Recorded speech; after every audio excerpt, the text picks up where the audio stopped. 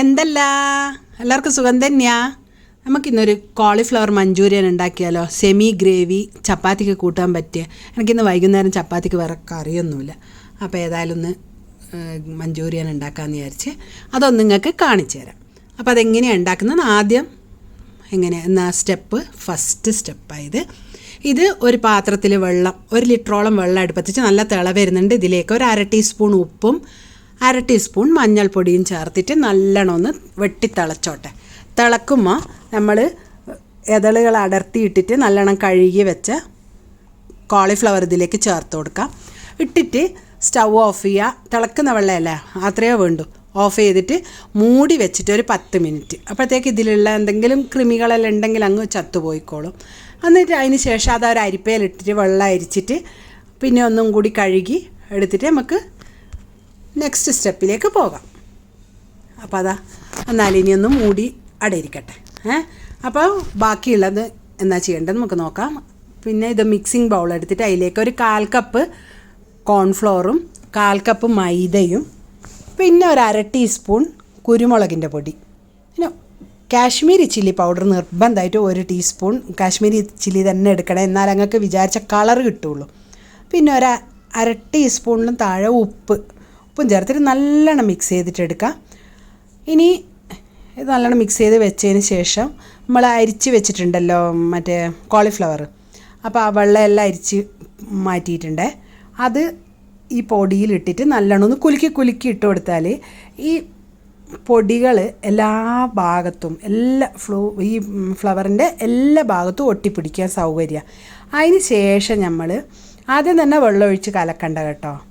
എന്നിട്ട് ഇനി 1-2 table spoon നോക്കിയിട്ട് ഒഴിച്ചു കൊടുക്കണേ. 1-2 ടേബിൾ സ്പൂൺ വെള്ളം ഒഴിക്കുമ്പോഴത്തേക്കന്നെ കറക്റ്റായിരിക്കും. നിങ്ങൾക്ക് പൂവിൻ്റെ എല്ലാ ഭാഗത്തും പറ്റിപ്പിടിക്കും. കണ്ടില്ലേ, എല്ലാ ഇതളിലും പറ്റിപ്പിടിച്ചിട്ടുണ്ട്.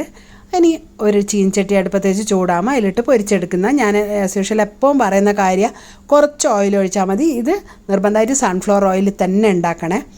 കണ്ടോ, പിന്നെ ഇതിങ്ങനെ ഇടുമ്പോൾ മാവ് തമ്മിലങ്ങ് ഒട്ടിപ്പിടിക്കും. അപ്പോൾ ഇത് ഏകദേശം ഒറ്റയൊന്നായിട്ട് അങ്ങക്ക് ഊറ്റിയെടുക്കുമ്പോഴെല്ലാം കിട്ടുക, കുഴപ്പമൊന്നുമില്ല. എടുത്തതിന് ശേഷം ഇതളായിട്ട് പൊട്ടിച്ചെടുത്താൽ മതി. കണ്ടില്ലേ, നല്ല ക്രിസ്പി ആയിട്ട് കിട്ടും ഇതേ അളവിലുണ്ടാക്കിയാൽ. കണ്ടോ, ഇങ്ങനെ പൊട്ടിച്ചെടുക്കാം. അങ്ങനെ പൊട്ടിക്കുന്നില്ലെങ്കിലും കുഴപ്പമൊന്നുമില്ല, എടുത്തതിന് ശേഷം പൊട്ടിച്ചെടുത്താലും മതി. നല്ല ക്രിസ്പി ആയിട്ട് വറുത്ത് കോരണേ. ചൂടോടെ ഉണ്ടാക്കി ചൂടോടെ കഴിക്കേണ്ട ഒരു സംഗതിയായത്. അപ്പോൾ അതാ കണ്ടോ, നല്ല റെഡി ആയിട്ടുണ്ട്. ഇതൊന്ന് കോരി മാറ്റിയിട്ട് ഇതേപോലെ ബാക്കിയുള്ളതും കൂടി നമുക്ക് പൊരിച്ചിട്ടെടുക്കാം. അപ്പോൾ ഇത് സെക്കൻഡ് സ്റ്റെപ്പ്. ഇത് പൊരിച്ചെടുത്തതിന് ശേഷം ഇനിയും ബാക്കി തേർഡ് സ്റ്റെപ്പ്. അതിനാണ് ഒരു ചീൻചട്ടി അടുപ്പത്ത് വെച്ചിട്ട് ഞാൻ ആ ചൂടുള്ള ഓയിൽ തന്നെയാണ് ഒഴിച്ചു കൊടുത്തത്. 1.5 ടേബിൾ സ്പൂണോളം ഒഴിച്ചു കൊടുത്തിട്ടുണ്ട്. ഇതിലേക്ക് 1 ടേബിൾ സ്പൂൺ വെളുത്തുള്ളി നല്ല പൊടിയായിട്ട് അരിഞ്ഞത് ചേർത്തിട്ട് നല്ലോണം ഒന്ന് മൂപ്പിച്ചതിന് ശേഷം പൊടിയായിട്ട് അരിഞ്ഞ ഇഞ്ചി അതും 1 ടേബിൾ സ്പൂൺ, അതും ഒന്ന് മൂത്ത് വരുമ്പോൾ 2 പച്ചമുളക് വട്ടത്തിലരിഞ്ഞത്. ഇത് എരിവ് കുറഞ്ഞ പച്ചമുളകാണേ, അതുകൊണ്ടാണ് ഞാൻ ധൈര്യത്തിലിട്ടത്.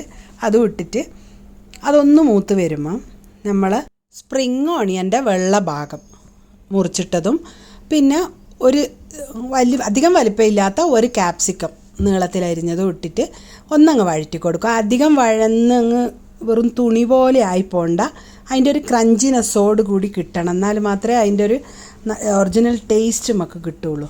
ഇനി നമുക്ക് സോസുകൾ ചേർത്ത് കൊടുക്കാം. ആദ്യം 2 ടേബിൾ സ്പൂൺ ചില്ലി സോസ് ചേർത്ത് കൊടുത്തിട്ടുണ്ട്. പിന്നെ 2 ടേബിൾ സ്പൂൺ ടൊമാറ്റോ സോസും. ഞാനിന്ന് 1 ടീസ്പൂൺ ഡാർക്ക് സോയാ സോസാണ് ചേർക്കുന്നത്. നിങ്ങളുടെ അടുത്ത് ഡാർക്ക് ഇല്ലെങ്കിൽ സാധാ സോയാ സോസാണെങ്കിൽ 2 ടീസ്പൂൺ ചേർത്തോളിയും കേട്ടോ, എന്നാലാണ് ശരിക്കുള്ളൊരു ടേസ്റ്റ് കിട്ടുക. എല്ലാം ചേർത്ത് കൊടുത്തിട്ട് നല്ലോണം ഒന്ന് ഇളക്കി കൊടുക്കാം.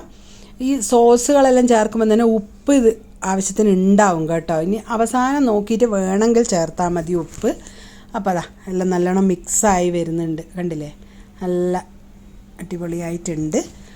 ഇനി ഈ സമയത്ത് നമ്മൾ 1/2 ടീസ്പൂൺ കുരുമുളകിൻ്റെ പൊടിയും 1/2 ടീസ്പൂൺ പഞ്ചസാരയും കൂടി ചേർത്തിട്ട് നല്ലോണം ഒന്ന് മിക്സ് ചെയ്തിട്ട് എടുക്കാം.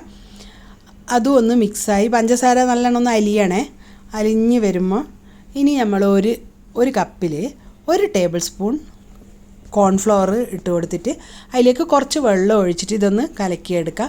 ഞാനിപ്പോൾ ഒരു 1.5 കപ്പ് വെള്ളം ഒഴിച്ച് കൊടുക്കുന്നുണ്ട്. ആദ്യം കുറച്ചേ ഒഴിച്ചിട്ട് ഇതൊന്ന് കലക്കിയെടുത്തതിന് ശേഷം പിന്നെ നമുക്ക് ആവശ്യത്തിന് വേണ്ടത് ഇപ്പം തന്നെ ഒഴിച്ചു കൊടുക്കണേ. ഇതിൻ്റെ മുകളിൽ തന്നെ അങ്ങ് ഒഴിച്ചു കൊടുത്താൽ നിങ്ങൾക്ക് കറി എത്ര വേണോ ഇപ്പം നിങ്ങൾക്ക് തീരുമാനിക്കാം.